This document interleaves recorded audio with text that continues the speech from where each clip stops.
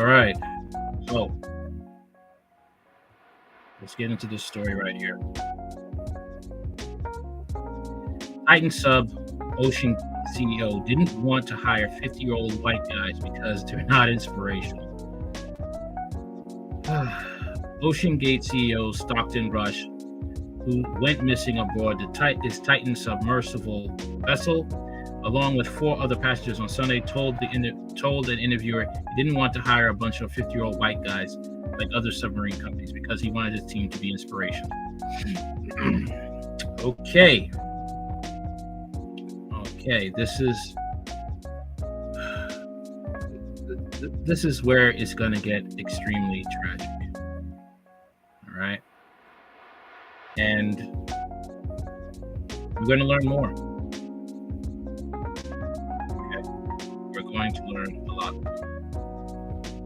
Okay. Fair use.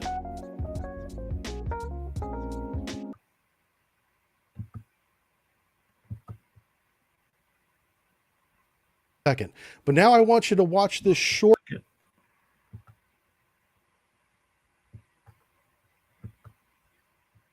Marine veteran from the United States Navy Submarine Force and a subject matter expert in submarines. I'm here to give you my opinion on what happened with this Titan tragedy today.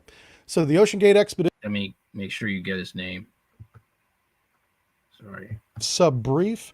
I am a 20-year submarine veteran from the United States Navy Submarine Force and a subject matter expert in submarines. I'm here to give you my opinion on what happened with this Titan tragedy today. So the Ocean Gate Expedition is a manned submarine transport company that leverages college graduate engineers with off-the-shelf technology for cost-effective subsea research. On Sunday, June 18th, 2023, Ocean Gate suffered loss of communication with their Titan submarine, a deep-diving Cyclops class. Titan was designed to take up to 5 people to the Titanic wreck site and other deep-water locations. As the Titan descended with its crew of 5 to the Titanic wreck, an hour and 40 minutes into the dive, communication with the submersible was lost. This is about the same time that she was scheduled to drop ballast and touch bottom at near the 2-hour mark. So those may be connected. We're not sure yet. Loss of communication with the vessel below 3,000 meters is not uncommon. It's a non-zero chance of happening as it happened during testing. So it was not unexpected. So as the hours passed on June 18th, 2023, communication was not reestablished during the 10-hour dive. After approximately 12 hours, the topside support team on the ship Polar Prince contacted the U.S. Coast Guard at 9:13 p.m. to report loss of contact with their vessel. That's a summary of what happened. So in this video, I'm going to describe to you vessel construction, the systems that they have on board, the concerns that I have about the design, about its experimental build. And first, a disclaimer from Ocean Gate's Expedition. Listen to this. An experimental submersible vessel that has not been approved or certified by any regulatory body and could result in physical injury, disability, emotional trauma, or death. Where do I sign? Where do I sign, right? So Ocean Gate Expedition waiver explains just how experimental this design is. It's not registered or certified by any agency or the Coast Guard, like some of their other submarines actually are. This one is not. This is like an experimental plane, but it's a submarine in this. Why would they do that? Why would you just commit suicide like that? I mean, you didn't have it tested by the military. You didn't have it tested by the Coast Guard. You just got in that. You just build it, and you got in that, and you just went to your deaths. It's just like you have the money. There's no excuse for this. But you're gonna see later because I have some other clips to show about this. This case. And it spells out the dangers in writing for everybody on board, and that you may die if you ride on board this submersible. It says it right there in the waiver. So let's talk about the data sheet that they have. This is from the Ocean Gate website. The Titan is a 21,000 pound, 22 foot long, electrically driven submarine for 5 people. The test depth is calculated to be 4,000 meters. And this is kind of key because right now this is just the naval architect engineering calculating the strength of the pressure vessel without an actual dynamic test at sea at this point, 4,000 meters. It is built of 5 inches of carbon fiber with a titanium hatch glued on the bow and a steel or titanium dome on the aft. It has 96 hours of life support, which is very vague. We'll talk a little bit more about that. Sensors and systems on board are built and produced by Teledyne BlueView. They have the 2D sonar and the Doppler Velocity INS, which is an inertial navigation system that is upgraded with the ultra-short baseline, which means it's very accurate at calculating motion while submerged. And this system, I know, is very good. I have no questions about the Teledyne equipment. It's probably the best thing on this thing that actually works. All right, so here's the pressure hull under construction. As you can see, it's just a carbon fiber weave that is just loomed left and right until it becomes 5 inches thick. It's a carbon fiber wrap that's designed to withstand the pressures of 4,000 meters of sea depth. Here is a video of it being, of the titanium hatch rings being installed on one of the ends. Watch this. That's the adhesive right there. Think of it like a very thick glue. It's going to bond the titanium ring that you see there onto the carbon fiber pressure hull. And they only get one chance to do this because once it's on, that bonding agent adheres. And it's not coming back off again after this. So they very carefully line it up. And it looks like they got it right. So good job getting the hatch rings on. This is going to go on both sides, the forward bow and the aft section. Here's what the aft section looks like. The aft section, simply an aft dome that is placed on that titanium ring. On the front, there is an access hatch that we'll show you here in a second.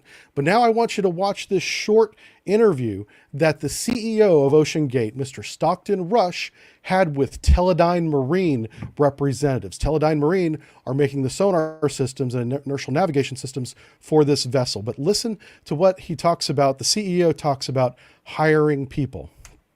Yes, I mean, when I started the business, one of the things you'll find, there are other sub-operators out there, but they typically have gentlemen who are ex-military submariners, and you'll see a whole bunch of 50-year-old white guys.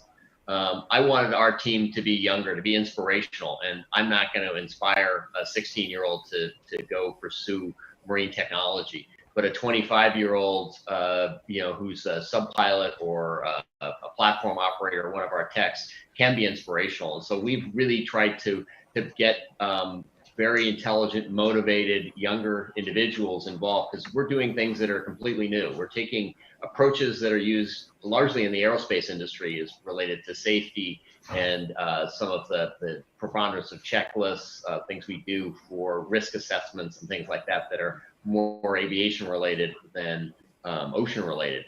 And we can train people to do that. We can train someone to pilot the sub. We use a game controller. So I can't believe he did this stupid crap. That was his choice. Wokeness got him killed. You don't try to be inspiration. You don't try to be woke when it comes to this. You get qualified people. No, you don't. You get people with experience so you don't have to train them. You don't have to spend additional money training them. So anybody can drive the sub. All right, so Stockton Rush, the CEO of OceanGate Expeditions, avoided hiring submarine veterans because we're 50-year-old white men, like myself, and would not inspire young people. And that's a valid reason. I wouldn't expect, say, the young teenage generation to look up to me and be like, I want to be like that guy. I kind of get that.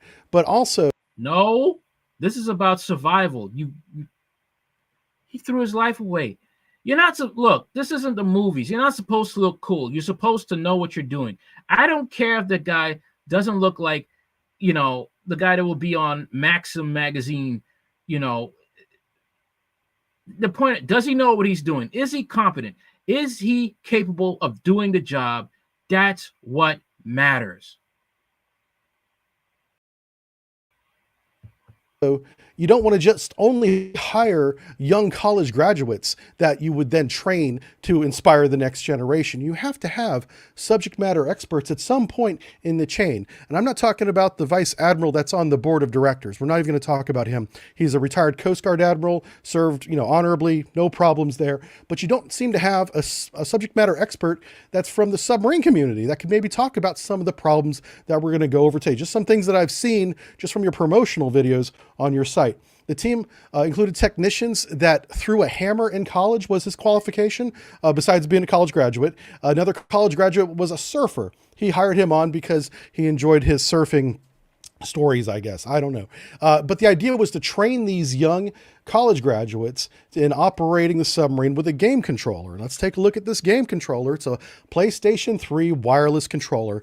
I really don't have a problem with it being a PlayStation controller. It could be any kind of controller that they want. I really have a problem with it being wireless. You don't want to control your submarine with a wireless connection. Like, what happens if the batteries die? Do you have an extra on every... I'm sorry. All right. I'm wrong for laughing, right? But I was on the job and a coworker of mine made a joke about what happens if the battery dies. Okay. And to me, I looked at him and was like, this guy's cold as hell. He literally made that joke. And this is what happened. Wow. Dive, did you bring extra batteries? Is there a USB port where in a pinch you could plug the controller into whatever? The thing is, like, I can't get over the fact that the military actually does this type of thing. I mean, it's not something that's uncommon. The military does use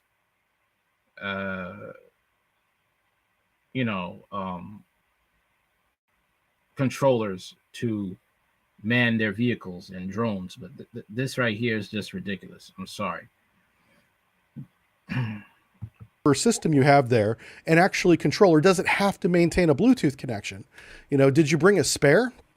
And does that spare sync properly if the primary controller doesn't work? Like, are these things that they thought about? I hope so. We don't know. They've only shown this one.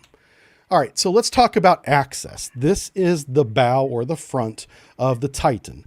And the only way in and out of the submarine is through this forward hatch that is held on by 17 bolts. There is no other egress. There's no other way out of the submarine other than through the 17 bolted hatch. And there's no way to open it from the inside. You can't undo the bolts from the inside. What type of nonsense is this? They didn't get these plans checked. Was this a good idea to design it this way? Could you have gotten correction how to design it a different way? I wouldn't have gotten something this small. Why not make it bigger? Why not make a real submarine that is big, that is huge, if you guys are millionaires? The more you hear about this story, the more it's like, how did you become a millionaire? You could be this dumb. I'm sorry. Swing the hatch open, you are completely dependent on the surface support vessel topside whenever you get in this thing, that they're going to let you back out before your 96 hours of air runs out. So he talks about taking examples and learning lessons from the aviation community. Well, one of the worst non-flight disasters in NASA history was from the Apollo 1, where 3 astronauts lost their lives doing a systems check on the launch pad while they were bolted into their capsule. There was a fire that started in there. They were alive when the fire started. They reported it to the control center, said, "Get us out of here, get us out of here. There's a fire." And before they could get the bolts off, the astronauts had passed away. This is a very important lesson learned that apparently Stockton didn't learn from, or at least forgot, because he's locking people into this submarine with no way for them to quickly get out themselves in the case of a casualty. So let's talk about life support. The datasheet claims that it has 96 hours of life support for 5 people. My question is, how was this tested? Did they put 5 people in this submarine while it was ashore, sealed them in there with 17 bolts, and waited even 24 hours to see how good the air quality was after 1 day, much less 4 days? Was that test ever done? We don't know. There's no information on that. There's simply a claim on the website that they have 96 hours of life support. Where is the atmosphere monitoring system? In all these photos, I don't see any air pitons or sensors anywhere. And in all the displays that I see from their public website, no, there's no indication of oxygen levels and other, toxic gas levels like CO2, carbon monoxide, all these things that could generate. You need to be aware of those levels. And if they are aware, it's just not available on any of their photos. Did they just keep pumping oxygen into the capsule while it was underway so they could keep the CO2 and oxygen level in a proper ratio? Well, there's a lot of other gases involved with that you have to manage as well. So they need to keep track of that stuff. If they were just adding oxygen to the environment, well, that creates a high oxygen environment. What happens when you're locked inside a capsule in a high oxygen environment and you're operating electronics? Well, you burn up in your Apollo capsule like an astronaut. That's another possibility of what happened here. We just need to know more about this life support system. This was a custom build, so there is no other standard to go off of. We just have their claim of 96 hours on their website and the video and photos that they have made public on their website. The only evidence of a deep submergence test that we have with the Titan, the specific submarine, is when Stockton Rush, the CEO, took it down to just over 3,000 meters by himself solo in about a 10-hour trip. This does not verify the atmosphere system will support 5 people. Okay, certainly not for 96 hours because he wasn't even down there that long. Okay, it also, and more importantly, does not support that the test depth of this vessel is actually 4,000 meters because he just went down below 3,000 meters, but not to 4,000. So the test depth has been verified at some point between those two depths, and the Titanic is very close to 4,000 meters. It's just shy of that, actually. The test depth right now is just mathematically calculated by a naval architect engineer that I'm sure did the math right, but it's still just theoretical until you actually dive to that depth. And then you stay there for a fixed period of time. This is one of many tests that they needed to do. Now, let's talk about emergency air breathing. What if there's toxic gas in your capsule and you can't get out? How do you breathe if there's smoke billowing out of a piece of equipment or something? So do they have emergency air breathing gas mask, or mask rather, with positive airflow, positive air going into the mask, keeping all the toxic fumes out of the mask itself? Is there a way to ventilate the capsule if it's full of smoke? From what I've seen, absolutely not. The only way you're going to ventilate it is to go to the surface, take off the 17 bolts, open that hatch, and wave the smoke out. Well, that is not going to help you if you're submerged and you're trying to drive the submarine to the surface. If you can't see your displays or even outside the port, how are you going to know which way you're driving with your little PlayStation 3 controller? This is why you hire a submarine expert to bring these things up and then resolve them and then test them. It would have saved lives. So let's get back to our story. So it is June 18th. It's day 3 of an 8-day trip. We're on board the Polar Prince. Polar Prince is a deep sea support vessel, and it's over the Titanic wreck site. The Titan submarine is on board. It's on board its launch sled that you can see here. And I will say this patented launch sled is very cleverly designed and seems to work very well. So they did a great job with the sled, getting this thing on board ships. One of the nice things about this sled is it allows them to operate in higher sea states than if they were just going off the back of a deep sea ocean vessel. Because they don't need an A crane, they can just slide this sled into the seas, and then they submerge the sled, as we'll see here in a second. Here is another photo of that sled, presumably during testing, because it looks like it was near Everett, Washington, whenever they took this photo. But this is what that sled looks like. Here is it submerged. They submerge it down to 30 feet where it is then stabilized, and the seas can be pretty rough 30 feet at the surface, and down here they'll be very calm. And from this platform, this is where they dock and launch the submerged vessel, the Titan. Okay, so the Titan swims away under its own electrical power. This is on June 18th of 2023, using its 4 motors, and begins its descent down to the Titanic wreck. People on board, we now have the names of all 5 people. We have Stockton Rush, the CEO of OceanGate, probably acting as tour guide, I imagine. We have PH, who is a French explorer, also Titanic expert, very well-respected gentleman who presumably would be the pilot and, of course, tour guide for the guests on board. The guests on board are 3 businessmen. Mr. Daywood and his son, tragically, is with him. And another gentleman, Hamish Harding, is the 3rd guest. Total of 5 people on board going down to see the Titanic. And sadly, they have not been heard from at the time of this recording. So at about 1 hour and 40 minutes into the dive, they lose communication with the surface vessel. That data link that they have that is giving position of and depth of the submarine is finally lost. But that is not unexpected because they saw that loss in testing as well. Whenever the CEO went down on a solo dive, they had lost communication. So this was not, unheard of, which I think delayed the call for assistance from topside. They expected contact to be reestablished probably during ascent, some 8 to 10 hours later. And unfortunately, contact was never reestablished. And then some 12 hours later, at about 9:13 p.m. is when they called the American Coast Guard for a loss of communication with their vessel. So I made a short list of just some of the things I see wrong with this design. I'm sure this list will grow and we'll know more once the investigation is complete on the submarine. First, they used a carbon fiber pressure hull. That is great to a point. It's lightweight, it's very strong, but it's not perfect. These things are not made out of magic. And everybody that's worked with carbon fiber in the past knows that it does not crack, it shatters like a porcelain plate.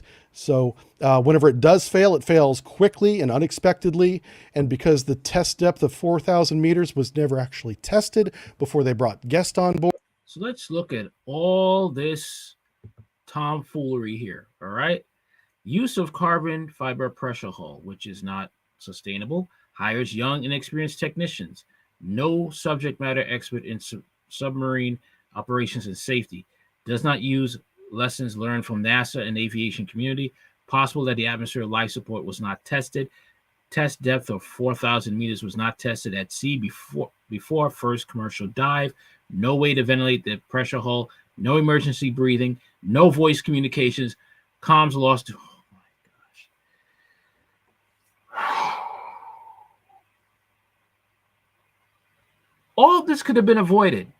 He had the resources and the means to make sure this did not go as the way it did. And it's so small. Come on, man. Oh. This is one possibility, is that the carbon fiber pressure hull shattered for whatever reason, maybe a defect in the construction. You could speculate all you want about that, but that's one possibility. Also, he hires young, inexperienced technicians. That alone is not a problem. I support that. It's a great idea, especially with inspiring the next generation. But with your young, inexperienced technicians, you have to hire subject matter experts in submarine operations and safety. You have to have that. And a lot of these concerns could have been addressed before you brought guests on board or you took anyone down and lost them at sea, as what appears to have happened here. It did not use lessons learned from NASA and the aviation community, as he stated he did in that interview, because he's locking people in a cylinder, in a capsule, if you will, with no way to get out, with oxygen being fed into it. And I don't understand how nobody talked to him yo, bro, this thing only has one way in and one way out. I don't like that. We need to do these plans, or we need to scrap this and do a whole new submarine.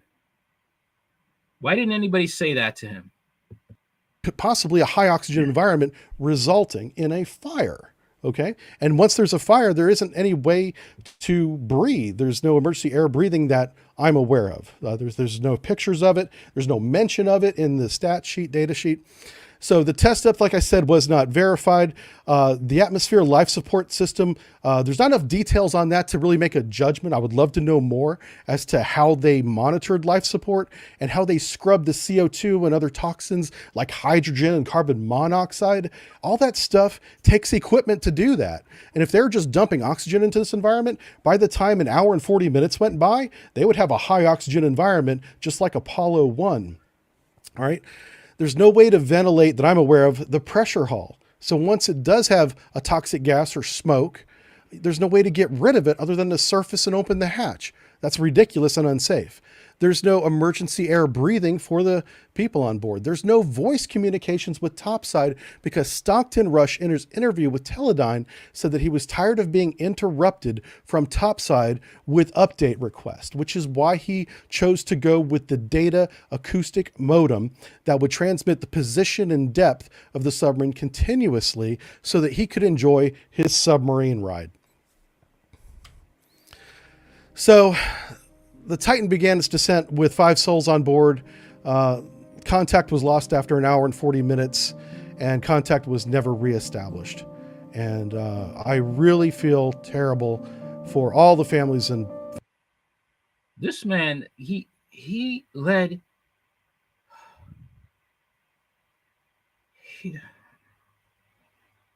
So he could enjoy his ride. You put everybody's life in jeopardy so you can just enjoy a ride. This isn't a ride to the Titanic. This is something that could cost you your life. The ocean pressure there will crush you.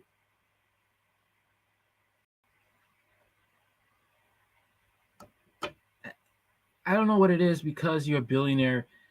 Some people, when they become billionaires, they think that they are absolved from doing tests, doing things the proper way, going through the proper channels to make sure you survive when you're doing these types of endeavors.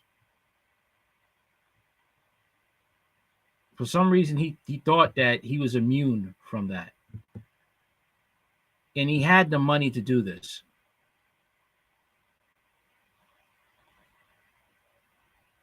It's just...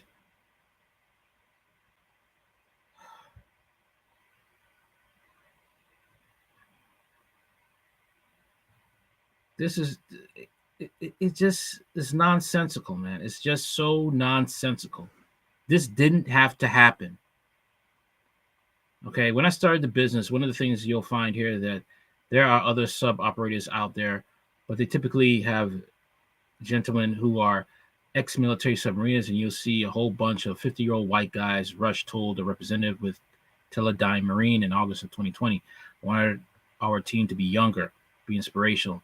And I'm not going to inspire a 16-year-old to pursue marine technology, but a 25-year-old, who's a sub pilot or a platform operator, or one of our techs, such as can be inspirational, Rush continued. So we've really tried to get very intelligent, motivated, younger individuals involved because we're doing things that are complex, completely new. We're taking approaches that are used largely in the aerospace industry, is related to safety, and some of the preponderance of checklist things we do for risk assessment and things like that are more aviation related than ocean related. We can train people to do that. We can train someone to pilot the sub. We can use a game controller, so anybody can drive the sub. How stupid is that? Rush Titan sub went missing on June 18th while descending into the Titanic wreck site, the coast of Newfoundland, Canada, in the Atlantic Ocean. Has not been heard from since. On Tuesday, U.S. Coast Guard officials said at 1 p.m. Eastern Standard Time, ET News, conference that the submersible has about 40 hours of oxygen left, CNN reported. The depth of the area where they went missing could pose a challenge. The deepest ever underwater rescue was that of Roger Chapman and Roger Mullingston, who were rescued from the Pisces 3 submersible at depths 1,575 feet in 1973. They were trapped for 76 hours before finally being hauled to the surface. CNN continued, the Titanic rescue is much deeper sitting nearly at 13,000 feet below sea level.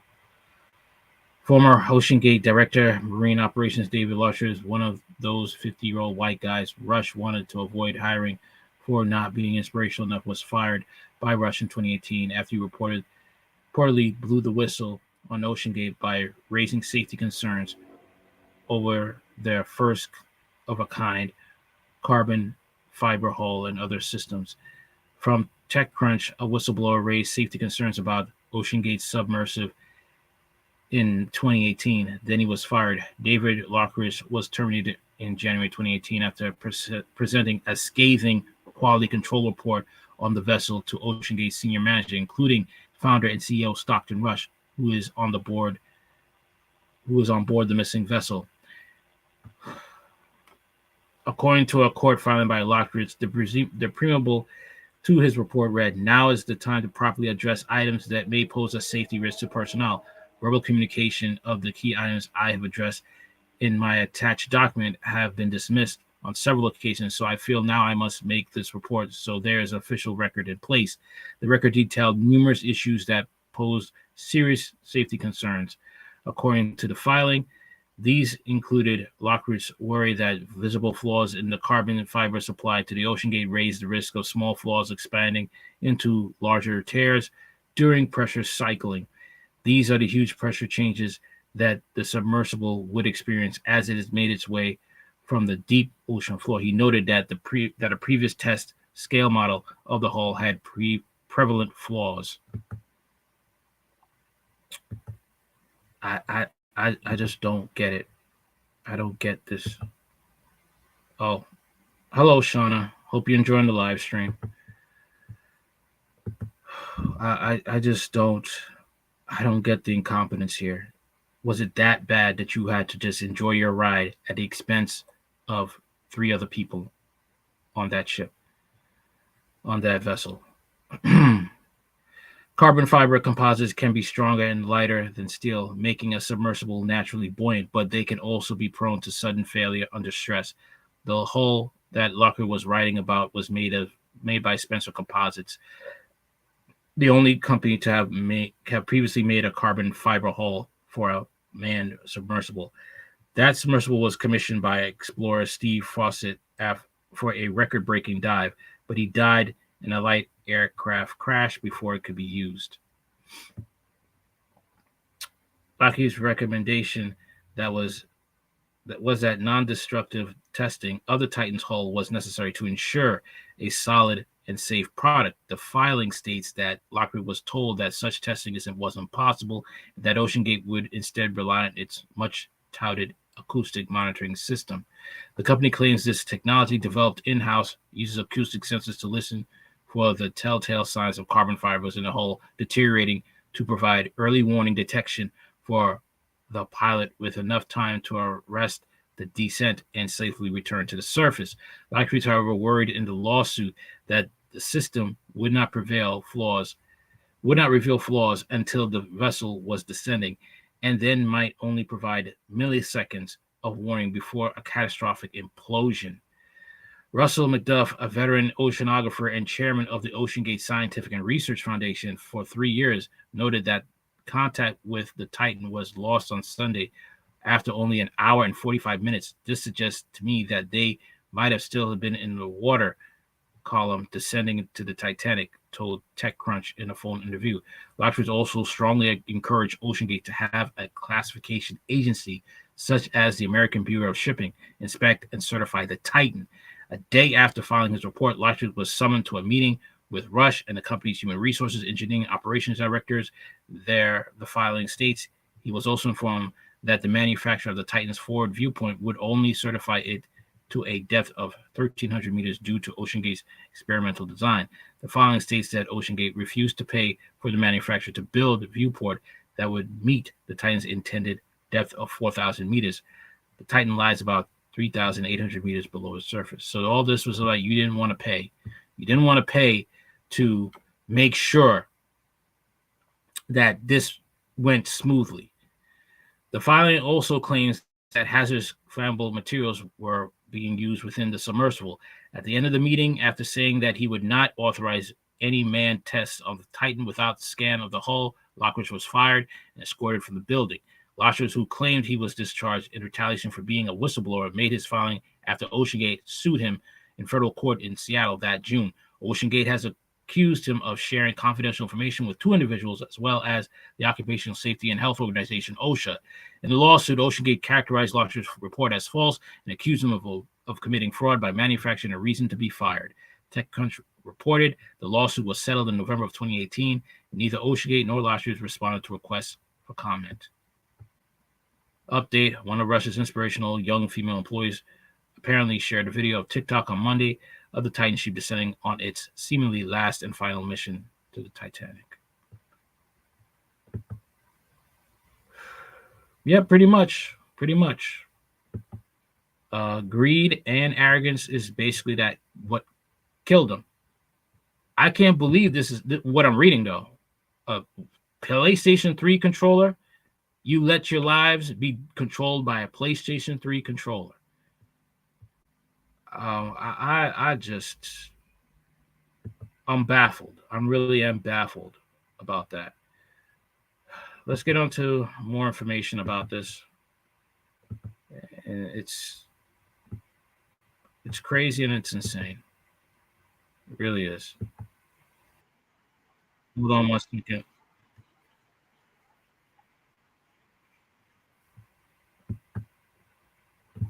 Second. All right. I got it.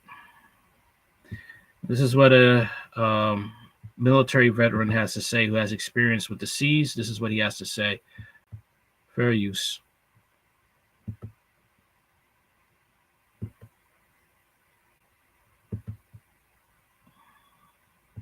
The passengers on the Titanic sub are gone, and I don't say that very lightly, but I was an anti-submarine officer. Let me explain some stuff.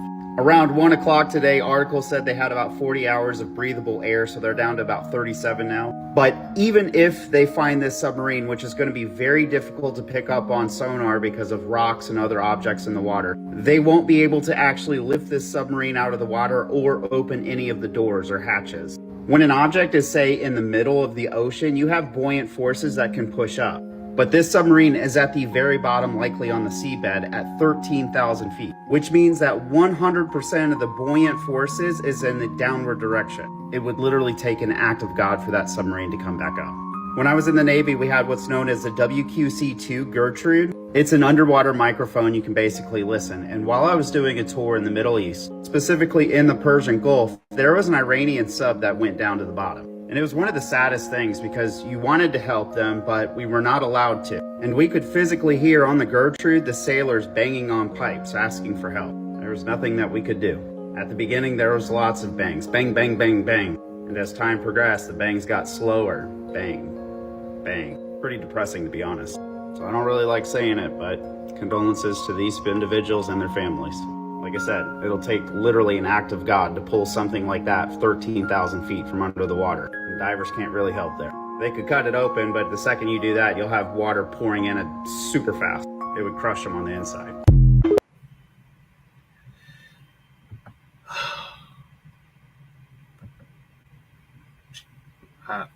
Wow. That's all I can say is wow. All right. So let's talk about this crazy, insane Democrat. And this is what she says. This is what she says.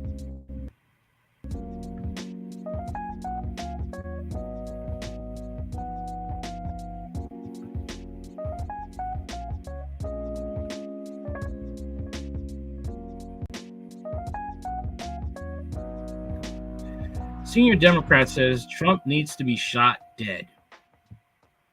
Wow.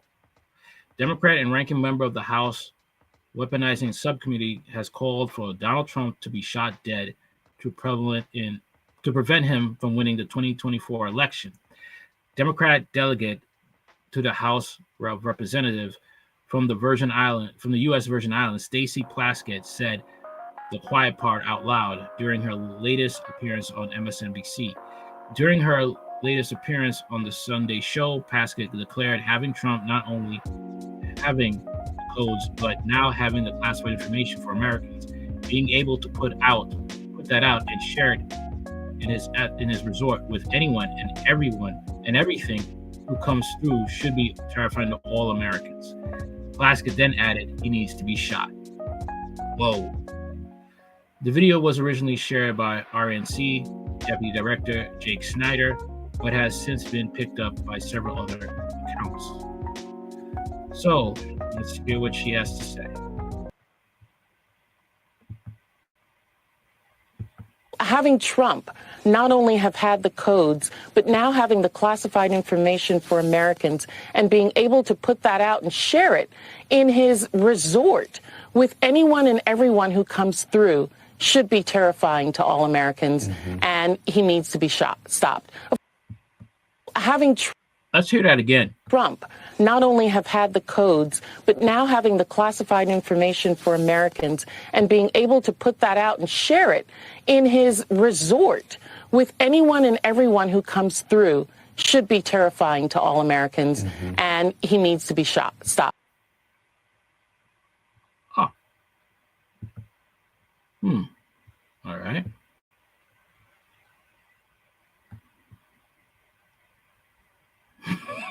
Having Trump not only have had the codes, but now having the classified information for Americans and being able to put that out and share it in his resort with anyone and everyone who comes through should be terrifying to all Americans, and he needs to be stopped.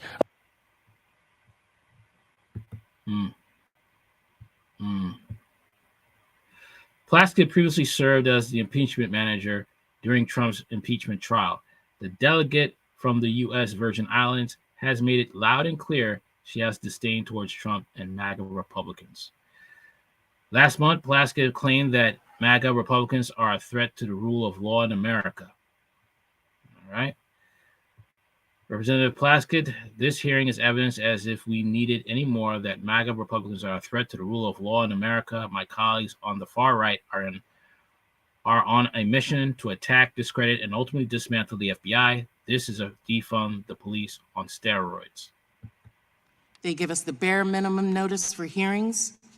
No subject indicated. We learn who the hearing witnesses is from British tabloids. That's not normal in the House of Representatives. One must wonder, are Republicans scared of giving us the information so that we can do our own due diligence on these conspiracy theories, these ideas that they want to put forward? Indeed, today's hearing will be more of the same. Perhaps they're too far gone to realize that, in fact, this hearing is evidence, as if we needed any more, that MAGA Republicans are a threat to the rule of law in America.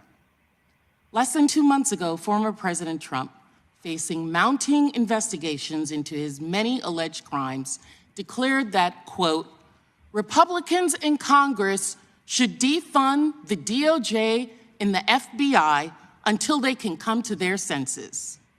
And we all know that when Trump says jump, the Republicans in the House say, how high? So here we are, on Police Week, watching House Republicans jump to lay the foundation to defund law enforcement. My colleagues on the far right are on a mission to attack, discredit, and ultimately dismantle the FBI. This is defund the police on steroids. As part of their mission, my colleagues have brought in these former agents, men who lost their security clearances because they were a threat to our national security, who, out of malice or ignorance or both, have put partisan agenda above the oath they swore to serve this country and protect its national security.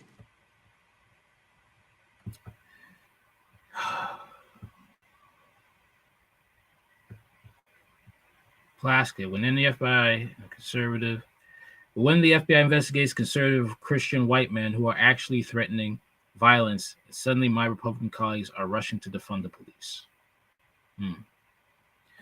Weird stuff here, but let's keep looking. The real thing that Americans need to be focused on is why. My Republican colleagues would like me and others to believe that they've suddenly found religion when it comes to misconduct in law enforcement. Give me a break. When the FBI is rifling through personal correspondence of people of color, when law enforcement tries to push policies to limit the freedom of people practicing a different religion, or unjustly pursuing people in cars who look like Philando Castile or my children, or who are just going about their business, or breaking down the doors of people's homes like Breonna Taylor, do you think my Republican colleagues care about that? They don't bat an eye. But when the FBI investigates conservative Christian white men who are actually threatening violence, suddenly my Republican colleagues are rushing to defund the police. The reason we're here today is because Chairman Jordan wants to make America Trump again. My Republican colleagues aren't here representing their constituents, not my constituents. They're representing Donald Trump. They're acting as his defense attorney, his campaign operative, and everything in between. This committee, this select committee, is a clearinghouse for testing conspiracy theories for Donald Trump to use in his 2024 presidential campaign. What's clear from these hearings is that Donald Trump knows just as well as I do that the danger to him and his MAGA movement is the rule of law. That's why this committee is working so hard to undermine the rule of law. That's why Donald Trump asked Jordan and others on this committee to waste our time and taxpayer money, asked the Speaker of the House to attack the Manhattan District Attorney, Alvin Bragg, for having the audacity to indict the former president on 34 counts of fraud. And that's why this committee hasn't given up its stolen election talking point.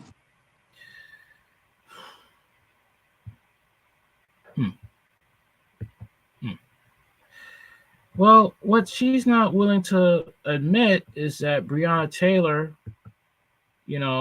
she got her, what happened to her was the fact that had she not been messing around with drug dealers and building up a history, she would be alive today. See, that was Breonna Taylor's real problem. She had a fetish for drug dealers. That's why she ended up dead. She built a history with one drug dealer and then was still caught having a relationship with another drug dealer. Okay? And that drug dealer shot at cops, and that's what started off the gunfire. Okay? You get mad all you want, but the truth of the matter is, if she hadn't been messing with drug dealers, she would be alive. Okay? Now, I understand there's dirt on the Republicans, but this is no excuse for what she's talking about. None. All right? And I will say this.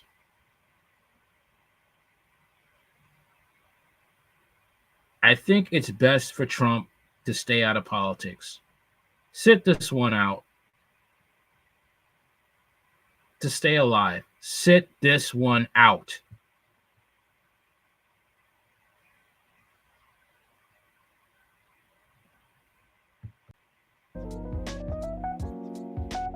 But let's hear what she has to say. Guess what she has to say after this.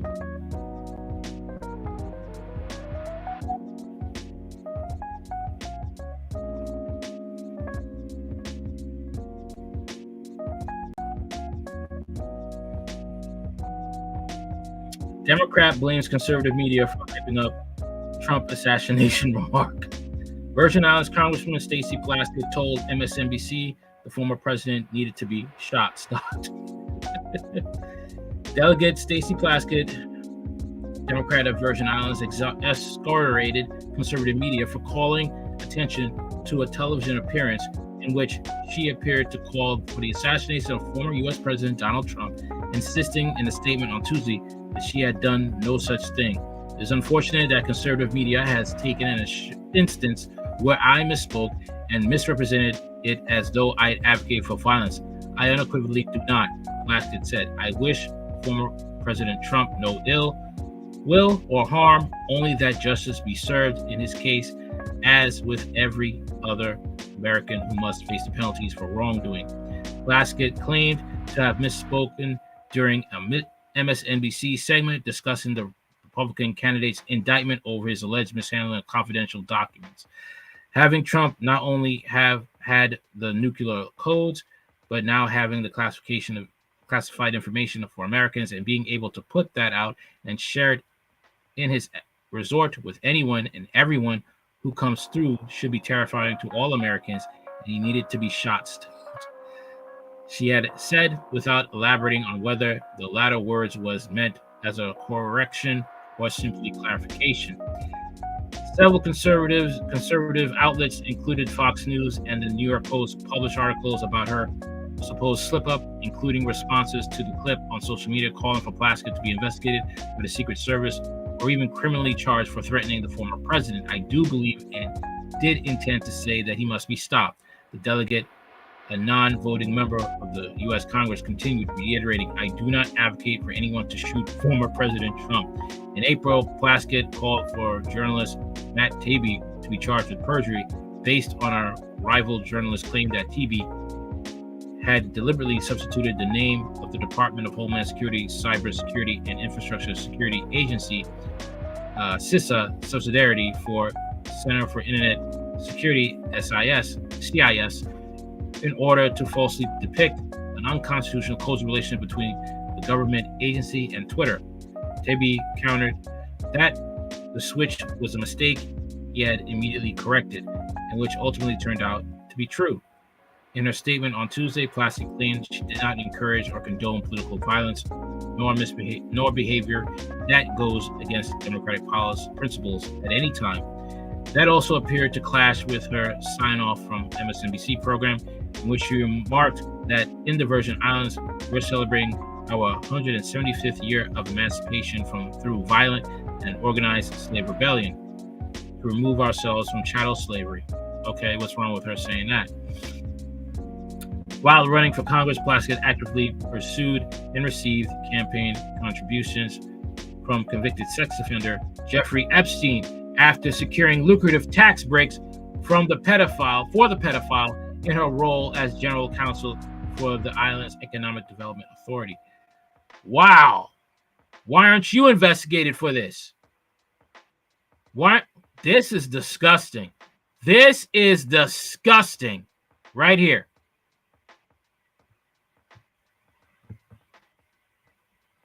Wow. This is just unbelievable. Unfreaking believable, man. Wow. You took donations from Jeffrey Epstein, yet you have to say that Trump is a threat? What about you? You took campaign contributions from convicted sex offender Jeffrey Epstein. What did you have to give in return by accepting these campaign contributions? What did you have to look the other way? Did he come to your country? Did he come to the Virgin Islands? What did he do there on your watch that you allowed? He doesn't. Nobody gives money, especially a convicted sex offender with power. He ain't giving away no money without some type of favors in return.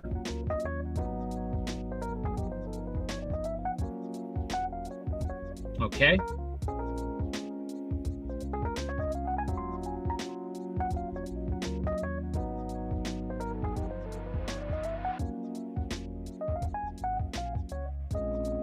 That's what I see here.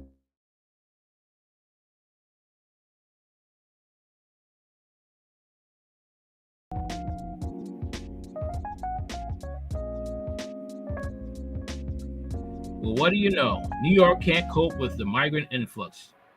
You think, Mayor Eric Adams? Eric Adams says the city needs more funding from the government, which has so far only given a depressing small amount of money. New York City is considering converting unused office spaces into affordable housing, Mayor Eric Adams has said in an interview with RTVI. He confirmed that the city was struggling to deal with the rapid influx of migrants over the past year. Many people are still working from home post-pandemic, and these vacant, empty office spaces could be used to address our city's affordable housing crisis, Adams explained. According to the mayor, authorities plan to convert almost 90 million square meters of empty real estate to provide housing for migrants while the city waits for more funds from the White House to address this national scale issue. The U.S. Federal Emergency Management Agency has given New York a depressingly small amount of money so far. We have the vast majority of migrants and asylum seekers coming to our city, and we need to get the resources we need to address this problem, he said. The mayor also specifically mentioned the influx of Ukrainian refugees to the city, claiming that the nearly 25,000 that have come to the U.S. since the start of the conflict between Moscow and Kyiv, 30% or more than 32,000 people are trying to settle in New York City. He added that Ukrainian migrants often try to settle in Brooklyn area, where there are a lot of Ukrainian and Russian-speaking communities. Already now, there are many Ukrainian refugees in New York who are actually participating in the city's economy. New York already has a rich Ukrainian community, and we are going to continue to help it develop, and expand.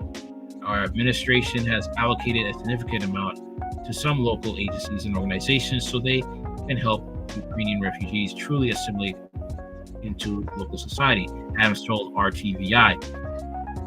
Meanwhile, earlier this month, New York City authorities also announced that churches, mosques, and synagogues across the city would start doubling as migrant shelters started from July, with each location expected to house some 19 adult men overnight for 2 years. The establishments will be reimbursed $125 per night per migrant by the city's taxpayers.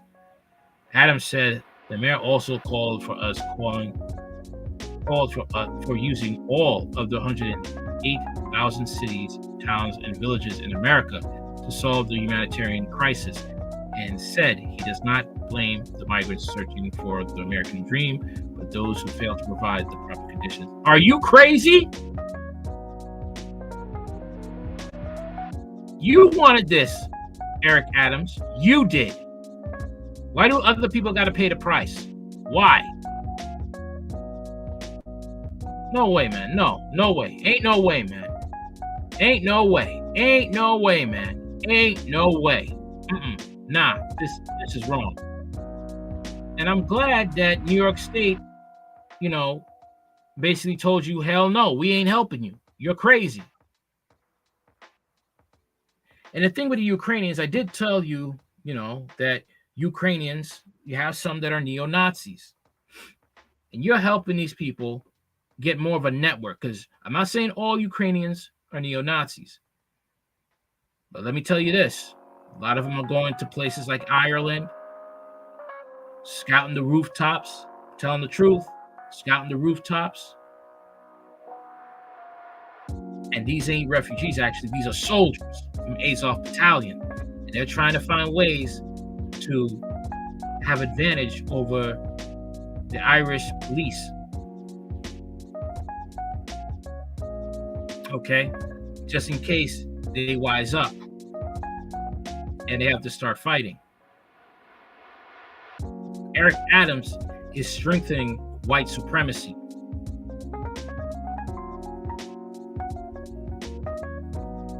And I bet you he knows that.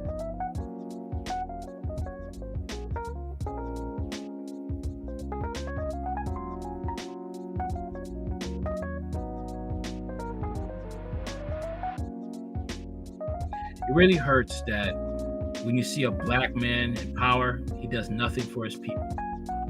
He does everything for everybody else, but does nothing for black people. Nothing. I don't see you doing this to strengthen bonds of the black community, to help families out. I don't see you legitimately help them. Keep the crime down, involve more police presence in the crime-infested communities.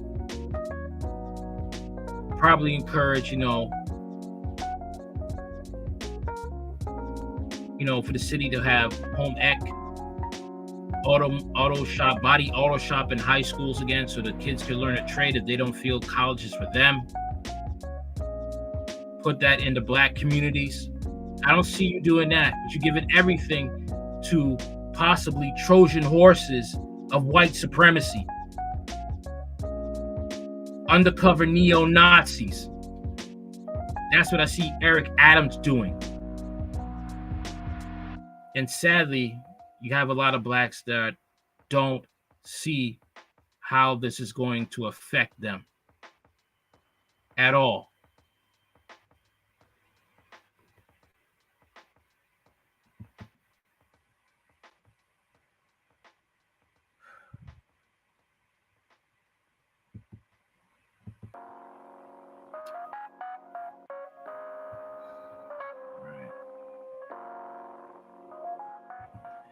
Speaking of the migrant crisis, let's get into this right here.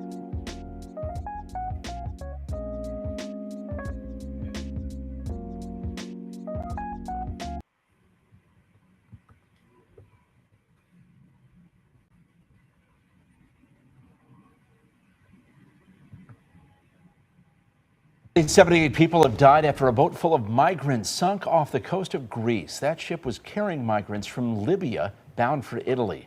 Authorities spotted it in international waters yesterday, but those on board initially declined an offer of assistance. Then the boat capsized off the coast of Greece. The Coast Guard was able to rescue a little more than 100 people from the wreckage, which was about 45 miles off the coast. But they fear more could still be missing in the water. This is the deadliest shipwreck off the Greek coast so far this year. People risking their lives for a better life, man. Risking it all. And it's terrible. It really is. Okay. But let's get into some stories here, right? And we're going to get into two stories about BlackRock. Let's talk about BlackRock. That's what we're going to get into.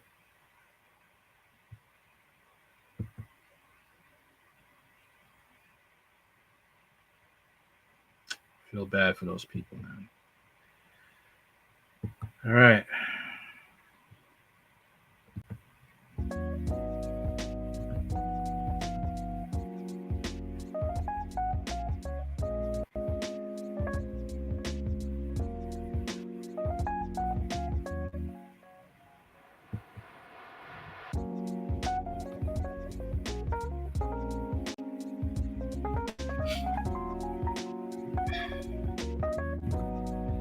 BlackRock exec admits on camera, we control the world, depopulation.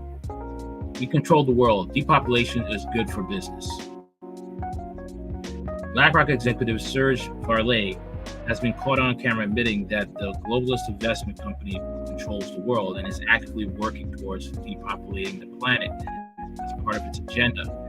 James O'Keefe, new outlet of O'Keefe Media Group, filmed Varley making the statement, starting claims about the investment company in undercover footage. The BlackRock executive explained to the undercover journalist how the company gets politicians in his pocket, saying the senators are cheap.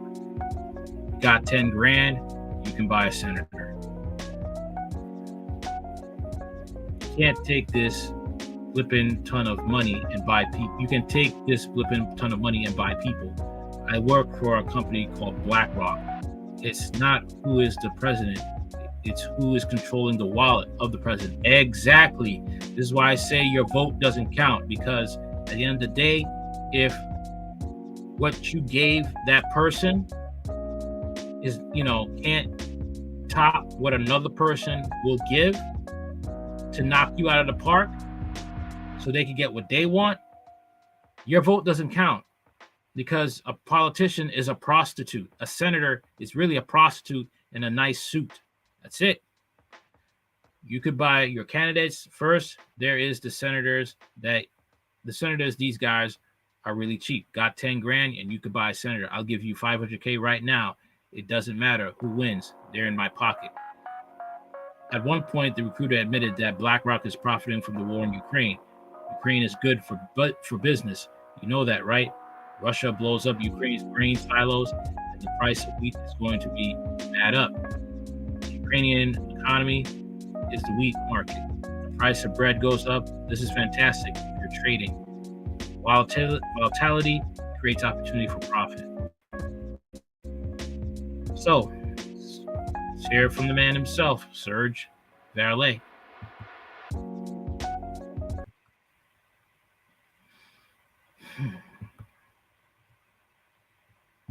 They don't want people to talk about them. They don't want to be anywhere on the radar. Why not? I don't know, but I suspect it's probably because it's easier to do things when people aren't thinking about it. All of these financial institutions, they buy politicians. You can take this big ton of money, and then you can start to buy people. I work for a company called BlackRock. Meet Serge Varley, a recruiter at BlackRock. Let me tell you, it's not through who's the president. It's who's controlling the wallet. So it's And who's that? the hedge funds, BlackRock, the banks. These guys run the campaign financing. Yep, you can buy your candidates. And obviously, we have the system in place. First, there's the senators, and these guys are cheap. You got 10 grand, you can buy a senator. I can give you 500K right now, no questions asked. Yeah. I didn't do it, so done. Does like everybody do that? Does BlackRock do that? It doesn't matter who wins. You're so good. They're in my pocket at this point. Here's Serge Varley on how good war is for BlackRock's business. Do you have any thoughts on the Ukraine-Russia war? Yeah, I mean, I do have thoughts. What are they? Ukraine is good for business. You know that, right? I'll give an example. Russia blows up Ukraine's grain silos. Price of wheat's gonna go mad up. Ukrainian economy is tied very largely to the wheat market, global wheat market. Prices of bread, literally everything it goes up and down. This is fantastic if you're trading. Volatility creates opportunity to make profit. War is real good for business. It's exciting when goes wrong, right? BlackRock manages 20 trillion. It's incomprehensible numbers. BlackRock Serge Varley says all of this is above a normal person's understanding. You're like an undercover reporter. I don't know. No people don't give a shit. This is beyond them.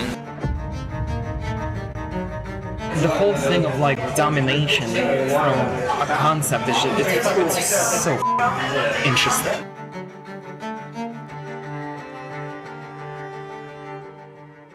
Hi, I'm James O'Keefe with OMG News. Here we are with our latest story, this time on BlackRock, one of the world's leading asset and investment managers, which owns significant shares of companies like Amazon, Microsoft, Anheuser-Busch, Meta, Target, Procter & Gamble, Comcast, CNN, Fox, and yes, Pfizer, just to name a few. At OMG, we do not shy away from exposing powerful companies, and we're not afraid of powerful people. So we decided to take a look for ourselves at the influence BlackRock has on our politics and the influence they have on our culture. So to do that, what better place to start a hidden camera investigation than into a self-described gatekeeper at BlackRock? Like, you're kind of like a f***ing gatekeeper at BlackRock. Yeah, I am. I decide people's fates. Every f***ing day, I literally decide how somebody's life is going to be shaped. That's so powerful. I love it. Yeah, it's I don't know, the whole thing of like domination from a concept is it's so interesting. Introducing Serge Varley, whose LinkedIn says he's worked for Morgan Stanley, Citadel, and now as a recruiter at BlackRock. I work for a company called BlackRock. I'm not actually a finance guy. I know what happens because I'm recruiting people who do these things. I'm the person who headhunts people from other firms. So I would approach you and be like, hey, this is a good reason why you should come work for us. Serge tells us who really runs the world, how they do it, and just how much it costs to buy people, like politicians. Let me tell you, it's not through who's the president. It's who's controlling the wallet. So it's And who's that? the hedge funds, BlackRock, the banks. These guys run the campaign financing. Yep, you can buy your candidates. How so? All of these financial institutions, they buy politicians. How do they run the world? You acquire stuff. You diversify, you acquire, you keep acquiring, you spend whatever you make in acquiring more. And at a certain point, your risk level is super low. Like, imagine you've invested in like 10 different industries, from food to drinks to like technology, right? One of them fails, it doesn't matter. You have 9 others to back you up.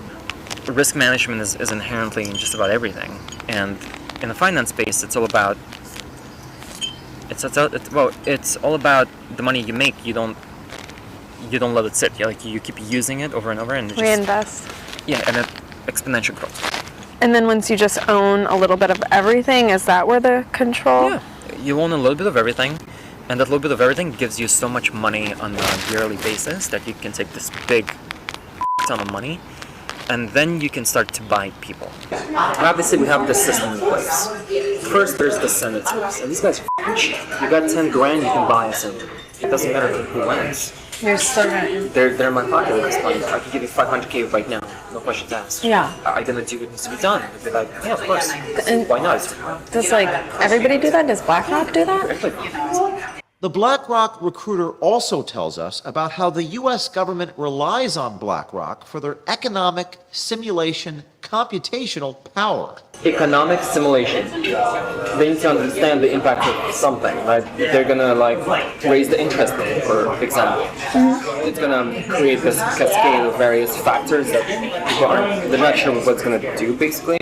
And just how f***ing great the Ukraine war is for business. Do you have any thoughts on the Ukraine? Well, I mean, the fact of the matter is, I mean, people are manufacturing the bullets, the tanks, the planes. I mean, that's how it is. War has always been a business. I mean, it's messed up. Don't get me wrong, because it's not good for business for people who are being forced to fight at gunpoint. It's not good, but this is what it is. Okay, the people who are making the weapons are the ones that make the profit, and that's how it is. Russia war? Ukraine is good for business. You know, right? We don't want the conflict to end. Why?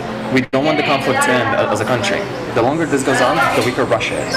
I'll give an example. Russia blows up Ukraine's grain silos. The price of wheat's gonna go mad up.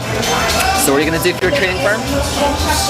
The moment that news hits, within a millisecond, you're gonna pump trades into whoever the wheat suppliers are, into their stocks. Within an hour or two, that stock goes up, and then you sell, and you just made, I don't know, however many mil. Why would a news channel promote a side in war? Because it's also good for business too. I mean, what's news? News, right? What does news feed on? They feed on strategy, they feed on up events. That's what people like to watch. So when it happens, it's good business. More viewers. When nothing's happening, watches news. I don't watch news. So they're all pushing like the same talking point. Like you generally, when you look at news, like it's propaganda. Ukrainian economy is tied very largely to the wheat market, global wheat market. This is fantastic if you're trading. Volatility creates opportunity to make profit.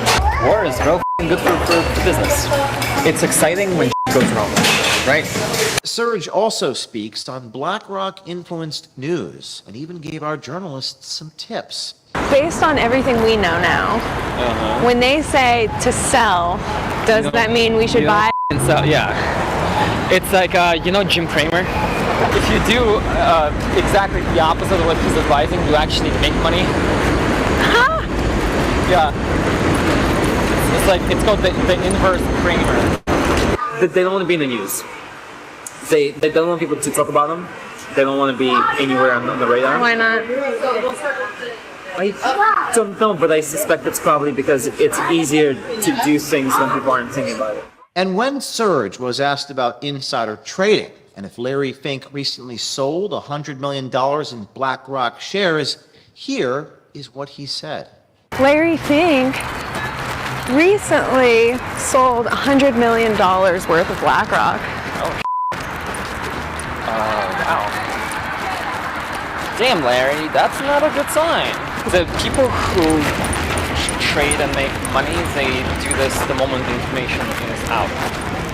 And that info is typically disseminated at private levels first before it hits the mainstream. If you want to invest smart, there's a tracker that tracks all politicians and where they have their stocks. Preemptively, if we think the stock price is going to tank, we're going to sell so that we sell it high, it tanks, and we buy back. And we didn't make, but we preserved a few mil. But perhaps the most remarkable and profound comment by the BlackRock recruiter is the suggestion that nobody is going to care about what he is saying here or confessing here. Because as he says, quote, normal people don't give a shit. You're like an undercover reporter. Really? No, don't normal people worry about this stuff? No, normal people don't give a shit. This is beyond them. That these types of questions my reporter asked are beyond all of you. The answer is something that you, the people, the consumers, the shareholders, couldn't possibly understand. It's been said that it's easier to fool a man than to convince him he's been fooled. There is no question that many Americans are still asleep, who may not want to wake up from their necessary illusions. But we hope and believe by showing these tapes of this BlackRock gatekeeper speaking so plainly on so many topics that not only we wake up people, but also inspire others to come forward on institutions like BlackRock.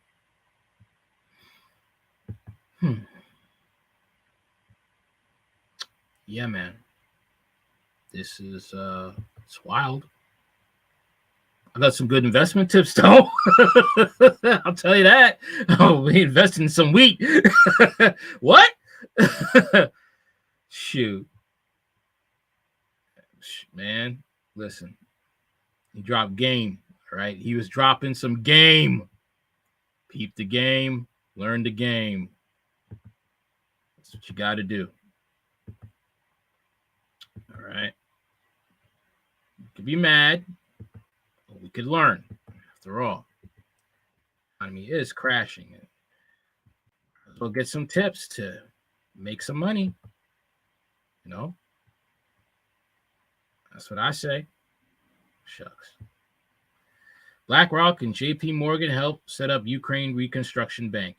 Fund aims to attract billions of dollars in private investment to assist rebuilding projects in war-torn country.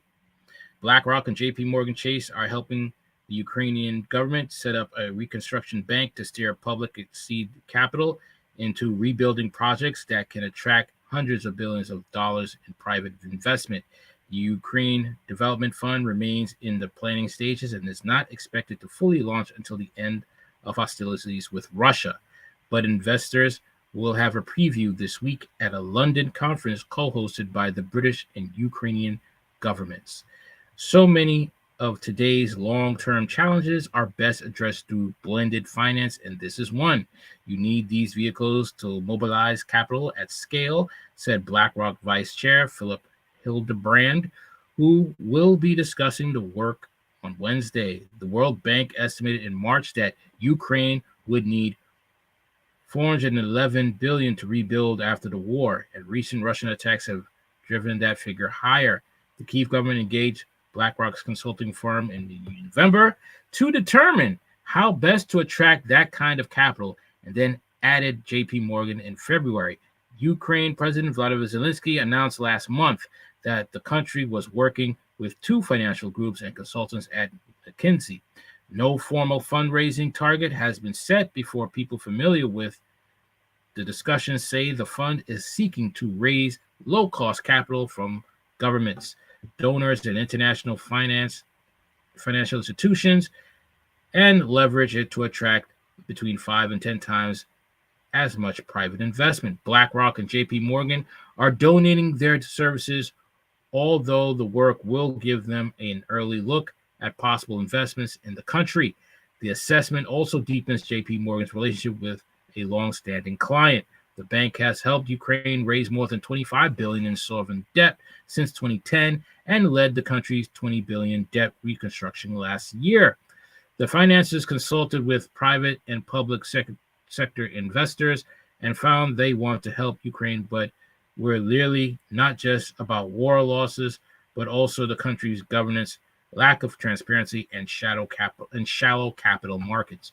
Let's not forget, Ukrainian government is one of the most corrupt governments in the world. Okay, and let's not forget that they have child trafficking and illegal organ harvesting. Let's not forget about that.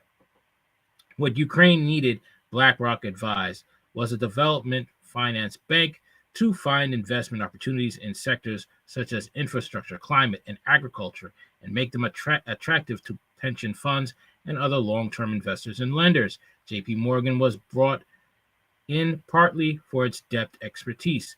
The fund is being set up to also give public and private sector investors the opportunity to invest into specific projects and sectors, said Stefan Weiler, JP Morgan's head of debt capital markets for Central Europe, Middle East, and Africa.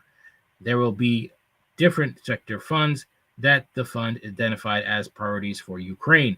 The aim is maximize capital participation. The structure calls for the fund to use the lower cost public money, known as concessional capital, to make initial investments and absorb the first losses. The notion is that the initial seed capital would be de-risking mechanism and would create the potential for private sector capital to come in at scale, said Brandon Hall, co-head of BlackRock's financial markets advisor arm. Ukraine will have its own organization to source and syndicate these local investment opportunities. To overcome investor concerns about the governance, the fund is expected to stock its board with representatives of international financial institutions and governments and hire investment professionals to execute its strategy. Our view is that if you have a strong governance structure and internationally credible set of stakeholders, you are in the leadership position in this fund. Then that will go a long way, Hall said. BlackRock's advice has drawn on its work for the Saudi National Development Fund and the Climate Finance Partnership, a blended finance vehicle that directs investment to sustainability projects in emerging markets. McKinsey did not respond to a request for comment. At present, Ukraine work is focused on setting up the structure, governance, and practical procedures because most investors want to wait for the end of the hostilities. The important part is that Ukraine is already thinking ahead, Wheeler said. When the war is over, they're going to want to be ready and start the rebuilding process immediately. Yeah, this is wild, man. This is wild. Okay, absolutely just insane. Okay, JP Morgan is partnering with a Nazi government. But what can you expect? And BlackRock, you can't expect, they're very much opportunists and they are smart and they control most of the mainstream media outlets. So there's that too. There is that as well. All right, that's all I could do for now. It's getting late. And anything you want to know about this channel, it's in the description box. I have a Rumble channel, Radical Thoughts 791. That's about it. Later.